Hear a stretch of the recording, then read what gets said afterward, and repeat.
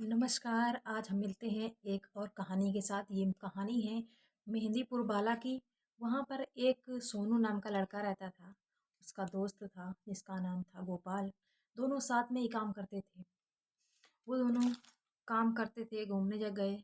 वहाँ पे एक वृंदावन में एक परिवार घूमने आया। उस परिवार में उस एक लड़की थी जिसका नाम आरती था। आरती और सोनू की पहली मुलाकात में दोनों एक दूसरे को पसंद करते हैं। एक पहली मुलाकात में दोनों को प्यार हो जाता है एक दूसरे के साथ। फिर दोनों नंबर चेंज करते हैं, एक दूसरे को देते हैं। फिर दोनों में धीरे धीरे बात होने लगी। बात होते होते काफ़ी दिन बात चलती रही। फिर जब दोनों को लगा कि हम एक दूसरे के बिना नहीं रह सकते, तो दोनों ने शादी करने का फैसला किया। दोनों ने बकायदा कोर्ट में शादी भी की। दोनों ने शादी की। शादी करने के बाद आरती सोनू के घर में आ गई। सोनू के साथ रहने लगे। कुछ समय बीता। फिर दोनों आरती सोनू के घर आते ही आरती का व्यवहार बदल गया।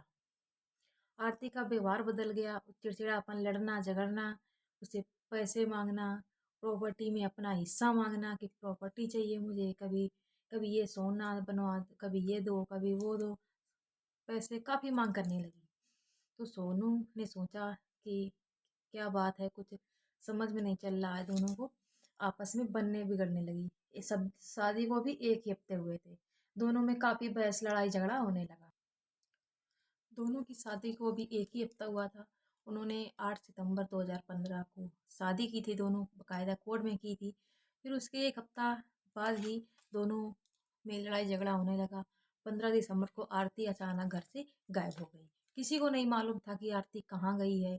सोनू भी उन्हें ढूंढता रहा, इधर उधर ढूंढा, ससुराल में पूछा तो ससुराल वालों का कहना था कि आरती सोनू के पास, तुम्हारे पास ही है। तो सोनू ने सोचा सोनू के पास तो घर में है नहीं, घर में थी नहीं। तो सोनू ने बहुत ढूंढा, इधर उधर ढूंढा, कोशिश भी की। वो अपनी इधर उधर आसपास ढूंढता रहा। वो पुलिस के पास भी नहीं गया। उसने सोचा कि शायद हम जाके कंप्लेन करें तो कहीं ऊपर हमारे ऊपर ना ही उल्टा आ जाए कि वो कभी जेवर लड़ाई झगड़ा करते होगे तुम्हें। इसलिए वो डर से पुलिस के पास नहीं गया। फिर कुछ दिन बीतते गए। लगभग ढूंढते ढूंढते 2 हफ्ते हो गए। 2 हफ्तों के बाद की आरती के जो पिता थे वो पुलिस पहुंचे। पुलिस थाना गए वृंदावन में। उन्होंने रिपोर्ट कराई कि मेरी लड़की को इसने गायब कर दिया है। तो पुलिस वालों ने भी ज़्यादा ध्यान नहीं दिया। उन्होंने सोचा कि आपस में घरेलू मामला है, 1-2 दिन के बाद अपने आप आ जाएगी कहीं होगी तो। लेकिन आरती तो आई नहीं अभी। आरती नहीं आई। फिर कुछ दिन जब 2 हफ्ते बीत गए, तब उसके बाद कुछ दिनों बाद जब मामला ठंडा हो गया फिर भी लेकिन आरती तो आई नहीं। आरती, उसका जो पति था सोनू और उसका दोस्त गोपाल, दोनों ढूंढते रहे। वो ढूंढने की कोशिश में लगे रहे कि शायद कहीं चली गई, नाराज होके आ जाएगी, लेकिन वो अभी आई नहीं। 2 हफ्ते तक हो गए। फिर जब कहीं एक किसी मोहल्ले में एक लावारिस लड़की की लाश मिली, तो मोहल्ले वालों ने पुलिस को फ़ोन किया, बुलाया। तो पुलिस वाले पहुंचे तो उन्होंने याद आया कि एक पिता अपनी बेटी की रिपोर्ट दर्ज कराया गया है मेरे पास, लेकिन या तो उन्होंने आरती के पिता को बुलाया कि देखो कहीं आरती तो नहीं है। तो वो गए। आरती के पिता ने बुलाया तो आरती के पिता गए। उन्होंने देखा, वो उन्होंने पहचान लिया कि ये आरती है। उनका कहना था कि ये हमारी बेटी आरती है। उनके पिता ने इल्ज़ाम लगाया कि इन दोनों ने, इनके दोस्त ने और उसके दामाद ने हमारी बेटी को मार दिया है। तो पुलिस ने उन दोनों को पकड़ के लाई। उन दोनों के बंद किया, थाने में बुलाया, आए दोनों। उनकी पूछताछ हो रही है। वो दोनों तो बोल रहे हैं कि हमने नहीं किया है, वो मंजूर ही नहीं कर रहे हैं। फिर कुछ दिन फिर उनको वहीं जेल में रखे। उन्हें मारा पीटा, बहुत सारी धाराएं लगाई, बहुत टॉर्चर भी किया। इतना बुरी तरीके से पीटा, नाखून उखाड़े गए उनके। फिर भी वो मंजूर नहीं कर रहे थे कि ये कत्ल हमने नहीं किया है। पुलिस वालों का कहना था कि मंजूर कर लो कि तुमने किया है, लेकिन वो जुल्म नहीं कबूल कर रहे थे कि हमने नहीं किया है। फिर कुछ दिन ऐसे चलता रहा। फिर पुलिस वालों ने जब सभी अपना चुके हथकंडे, जब उन्होंने कबूल नहीं किया, तो पुलिस वाले ने कहा कि अगर तुम कबूल नहीं करोगे तो हम तुम्हें बाहर ले जाकर इनकाउंटर में मार देंगे। तो मौत की डर से दोनों ने कहने पर तभी दोनों ने मंजूर कबूल किया कि हाँ, झूठ में झूठ झूठ ही कबूल किया जब उन्होंने किया नहीं था, लेकिन फिर भी वो कबूल किया दोनों ने कि मैंने ही कत्ल किया है। फिर दोनों को जेल हो गई। दोनों चले गए, जेल चले गए। उनका दोस्त गोपाल और सोनू, आरती का भतीजा सोनू था, वो भी गया। फिर आरती सोनू दोनों, आरती को तो पता था ही नहीं, उसी लड़की की लाश मिली थी, तो उसी से तो उनके लड़की के पिता थे, उन्होंने आरती की पहचान की। फिर लड़के के पिता ने पुलिस वालों को 15,000 रुपया बांटे सभी को कि काम अच्छा किया है, हमारी लड़की के कातिल को ढूंढ दिया है, हमारा काम जल्दी कर दिया है। तो ये केस सोचे कि केस ने हमारा काम निपटा दिया, तो उन्हें पैसे दिए। अब वो दोनों जेल में हैं। जहाँ पे ये दोनों काम करते थे, सोनू और गोपाल, उनका मालिक था, वो जानते थे कि दोनों लड़के कैसे थे। उन्होंने सोचा कि ये लड़के ये काम तो कर नहीं सकते हैं। फिर उनको उनके मालिक ने जमानत में दोनों को बाहर निकाल लिया। साल 1 साल 1.5 साल ऐसे जेल में रहे, फिर उनके मालिक ने निकाल लिया बाहर। जब बाहर निकाल लिया तो कुछ दिन बीते, फिर जब सोनू और गोपाल ने सोचा कि जब हमने ये सब किया नहीं तो इसका सबूत ढूंढे कि आखिर मामला क्या है।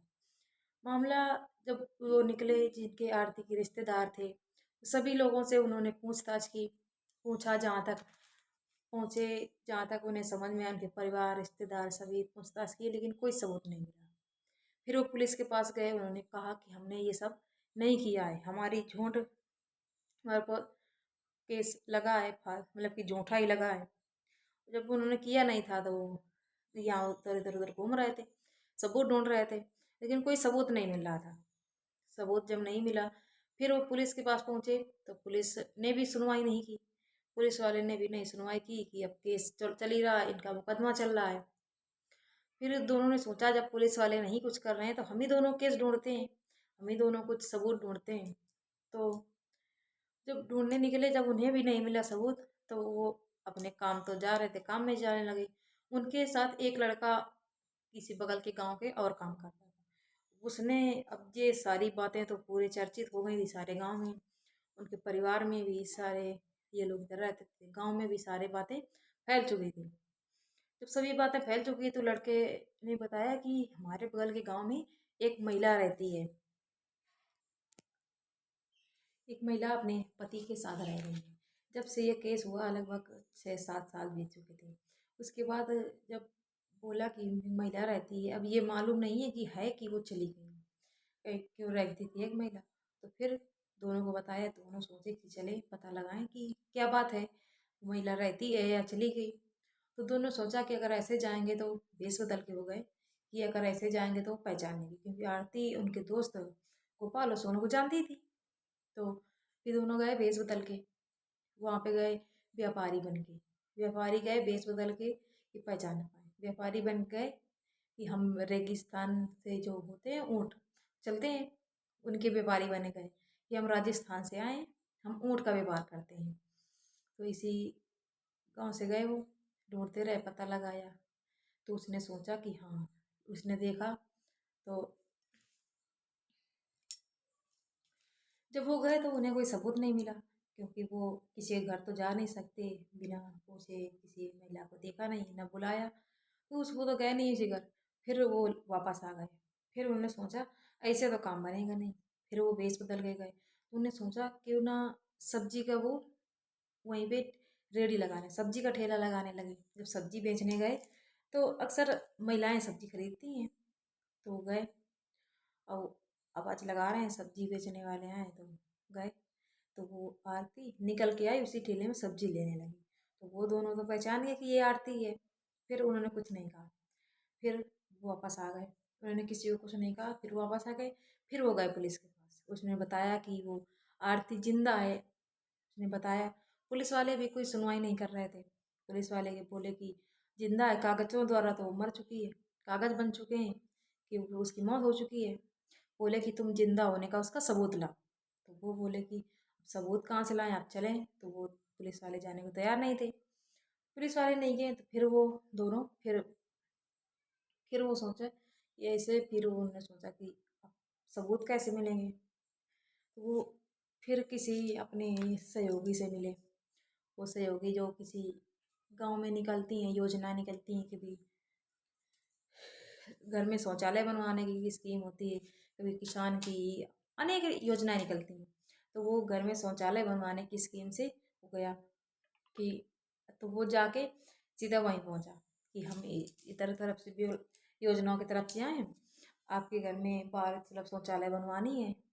तो उसके घर में नहीं थी, तो उसने कहा हाँ बनवानी दो। तो उन्होंने कहा कि अपने प्रूफ दीजिए, आप बैंक अकाउंट अपने खाता दीजिए, आधार वगैरह दीजिए। अपने सबूत लिया उसका कि आपके अकाउंट में पैसे आएंगे, तो उसके लिए आपने कागज़ दो। तो उसने कागज़ दिए, वो आके ले आके उसने सोनू को दे दिया। सोनू पहुंचा पुलिस के पास। सोनू ने पुलिस के पास पहुंचा तो उसका सबूत तो मिल गया कि आरती जिंदा है। तो पुलिस वाले भी पहुंचे आगे, उस आरती को आए लेकर। आरती आई, वो तो मानने को तैयार नहीं। वो कह रही थी हम तो आरती है नहीं, वो मान रही थी कि हम आरती, वो कह रही थी कि हम आरती नहीं है। वो कोई अपना दूसरा नाम बता रही। फिर थोड़ी देर बाद प्रताड़ित करते रहे, तब पता है कि हाँ हम ही आरती है। फिर उनके आरती के जो बहन थे, भाई थे, उनकी माता थी, वो पहचान गए कि हाँ ये मेरी आरती है। लेकिन उनके जो पिता थे वो पहचानने को तैयार नहीं थे कि ये मेरी उनका कहना था कि ये हमारी आरती नहीं है, आरती हमारी मर चुकी है जिसका इन्होंने खून किया है। तो उनके पिता, फिर पुलिस वाले जब माता उनकी कह रही हैं कि ये आरती मान के पिता नहीं तैयार है, तो पुलिस वाले ने कहा कि आपका और आपके आरती का डीएनए टेस्ट करवाएंगे, तब पता चल जाएगा कि आरती लड़की आपकी है कि नहीं है। तो पुलिस तो उनका आरती का पिता वो अपना जांच करवाने से मना करता कि हम जांच नहीं करवाएंगे। फिर फिर कुछ देर बाद पुलिस द्वारा फिर इनकी जब कुछ पुलिस वालों की तरफ से जोरदारी हुई, तब उन्होंने कहा कि हाँ यही मेरी आरती है। तो उन्होंने मंजूर किया कि ये मेरी आरती है। फिर जब आरती से पूछा गया कि ऐसे तुमने क्यों किया, तो उन्होंने कहा कि अब सोनू के साथ, जिसके साथ शादी हुई, शादी के बाद हमें सोनू पसंद नहीं था, कि मैं शादी के बाद सोनू पसंद नहीं है, इसलिए उसने ऐसा किया। फिर उसके पिता बुलाया गया कि उनके पिता ने उस लाश को, जो लावारिस लाश थी, उसको कैसे पहचाना कि ये मेरी आरती है। तो उसने कहा कि ये सब तुमने खेल क्यों किया आरती से। तो आरती ने कहा